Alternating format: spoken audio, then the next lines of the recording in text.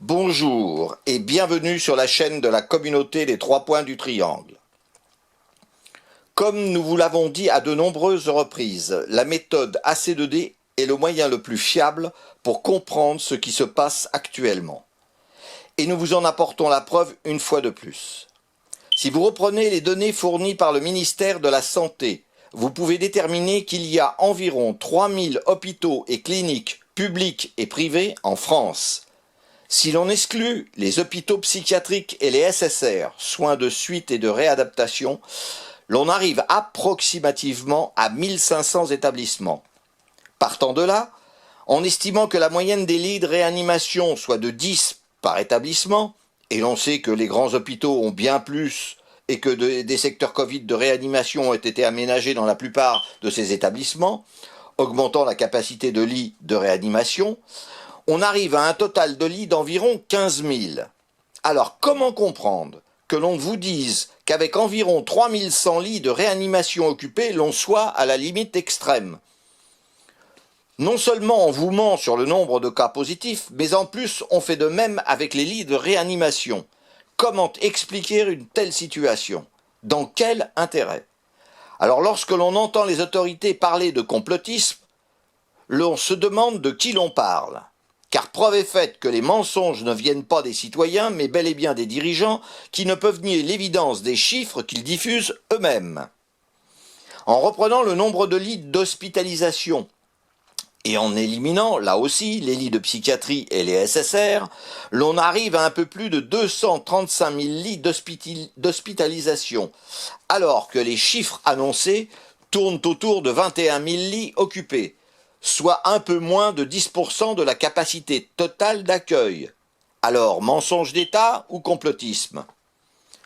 Comme vous pouvez vous en rendre compte, il y a là quelque chose de totalement inédit dans cette situation. Au lieu que les autorités soient claires et sincères, elles sont tout le contraire.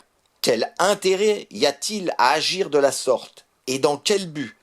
À force de vouloir tromper les citoyens, les autorités ont pris le plus mauvais chemin qui soit. Alors certes, les citoyens ne sont peut-être pas tous en capacité de comprendre certaines choses, mais pour autant ils sont loin d'être stupides et se rendent bien compte qu'on ne leur dit pas la vérité. Lorsque l'on veut qu'un peuple comprenne ce qu'on lui demande, il faut le considérer comme responsable et capable d'analyser avec rigueur ce qu'on lui explique. Si par contre on lui ment, très vite il s'en rend compte et alors tout devient beaucoup plus compliqué, jusqu'à arriver à un point de non-retour qui risque malheureusement d'arriver très vite si vos dirigeants continuent dans la voie qu'ils ont choisie et qui est la pire depuis des décennies. Avec Internet, les informations circulent très vite et permettent au plus grand nombre d'en faire l'analyse, n'autorisant plus l'amateurisme. Or, c'est ce qui se passe aujourd'hui. Comment peut-on expliquer à des citoyens, donc des électeurs, que ceux qu'ils ont élus pour les représenter dans les structures nationales ne sont au final pratiquement jamais présents lors des décisions importantes? Auraient-ils oublié qu'ils représentent les citoyens et que le minimum qu'ils leur doivent est de les représenter de façon assidue, afin de ne pas permettre que ce soit la minorité qui décide de leur avenir? Comment expliquer à des citoyens que des lois sur la bioéthique, sur la sécurité et sur la prolongation de l'état d'urgence aient été votées par à peine 28% des élus? Est-ce ainsi que s'exprime la démocratie? Ce n'est sûrement pas comme cela que les citoyens entendent que leur devenir soit conduit. Dans une entreprise, si un salarié est absent sans un motif évident, il n'est pas rémunéré. Il est à penser qu'il serait grand temps que l'on applique aux élus du peuple la même méthode. Mais peut-être s'agit-il de toute autre chose. Car l'attaque en règle contre François et la tentative de lui interdire certaines possibilités sont la preuve que quelque chose ne va plus du tout. Les tentatives d'empêcher les scientifiques de s'exprimer, ou du moins de ne pas donner d'informations que les autorités ne souhaitent pas voir divulguées, rapprochent ce pays de la Russie, de la Chine et presque de la Corée du Nord. Quels sont donc les motifs qui guident vos dirigeants dans cette voie? Qui, en réalité, comme l'on dit dans votre langage populaire, tire les ficelles? Car l'attitude de vos dirigeants n'est absolument pas conforme à la normale.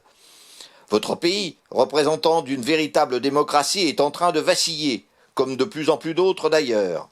Cette pandémie n'a plus rien à voir avec un virus, mais cache une réalité beaucoup moins reluisante qui nous amène à revoir totalement les décisions que nous nous étions engagés à respecter.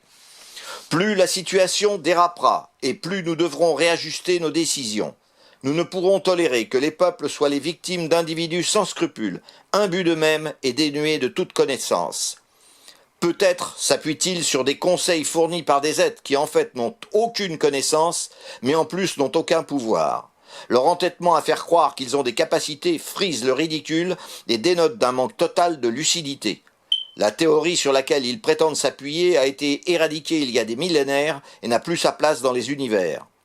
Nous espérons ne pas devoir une nouvelle fois leur rappeler quels risques ils encourent s'ils continuent dans cette voie. Cet avertissement sera le dernier, avant que nos institutions ne prennent des décisions qui s'imposent. Ce sont les peuples de la Terre qui choisiront leur devenir, et nous mettrons tout en œuvre pour qu'il en soit ainsi.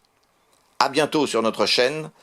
La Terre, dernière planète à vivre hors des institutions universelles, va devoir nous rejoindre afin de fermer, une fois pour toutes, la porte d'un errement qui n'aurait jamais dû être.